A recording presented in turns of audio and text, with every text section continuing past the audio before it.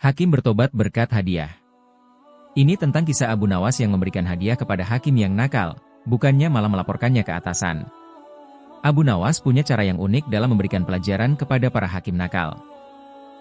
Bukan dengan melaporkannya langsung kepada sang raja, tetapi Abu Nawas bahkan memberinya hadiah. Akan tetapi justru dengan hadiah itu sang hakim menjadi sadar akan perbuatan zalimnya. Ini kisahnya, pada suatu waktu kerajaan yang dipimpin oleh Raja Harun al-Rasyid ini mengalami krisis keadilan. Banyak hakim yang adil meninggal dunia dan raja salah dalam menunjuk orang sebagai hakim pengganti. Akibatnya hakim pengganti itu tidak mampu menjawab kebutuhan masyarakat atas keadilan. Para hakim pengganti itu berlaku menyimpang dan sama sekali tidak mengetahui hukum-hukum agama, sehingga tidak aneh jika kemudian muncul berbagai kebobrokan dan penyimpangan hukum yang dilakukan para hakim. Tiadanya keadilan dan kebenaran, semakin meluasnya korupsi dan penyalahgunaan hukum seperti telah menjadi hal yang biasa. Dalam kekuasaan tiran, ucapan penguasalah yang menjadi hukum dan kepentingan pribadi di atas segala-galanya.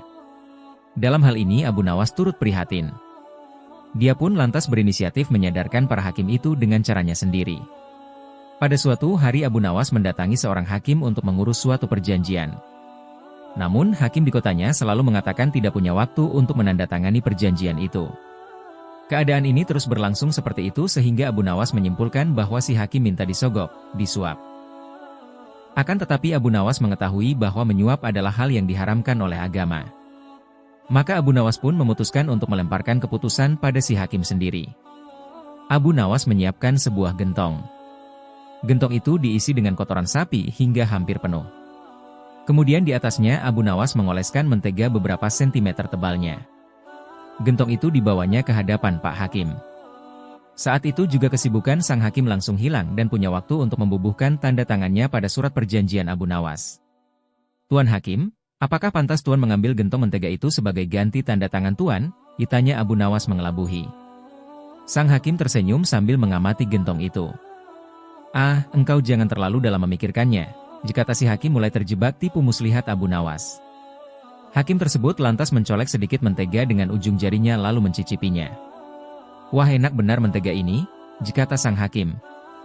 "Ya, sesuai dengan ucapan Tuan, jangan terlalu dalam mencolek menteganya," jawab Abu Nawas. Abu Nawas pun segera meninggalkan kantor sang hakim setelah mendapatkan tanda tangan si hakim. Hakim lantas pulang dengan hati yang riang gembira. Dibawanya gentong itu lantas dipanggillah istri dan anak-anaknya untuk bersama-sama makan pemberian Abu Nawas itu. Awalnya mereka sekeluarga sangat menikmati mentega itu. Namun begitu lapisan mentega itu habis, mereka mulai memakan kotoran sapi. "Hehe, dasar hakim zalim. Ups, apa ini baunya sangat busuk seperti kotoran hewan," jikata hakim. Hakim lantas teringat Abu Nawas. Setelah berpikir panjang, ia baru sadar bahwa semua itu adalah ulah si Abu Nawas yang ingin menyadarkannya untuk meninggalkan praktek suap-menyuap dan menegakkan keadilan. Hakim itu kemudian merasa sangat bersalah atas sikapnya selama ini. Ia lalu mendatangi rumah Abu Nawas dan meminta maaf atas kehilafannya. Di hadapan Abu Nawas ia berjanji akan menjadi hakim yang adil.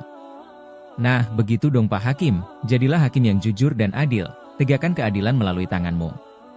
Untuk Pak Abu Nawas, salut deh sudah menyadarkan Pak Hakim melalui caranya sendiri yang sangat halus dan mengena tanpa lapor ke atasan.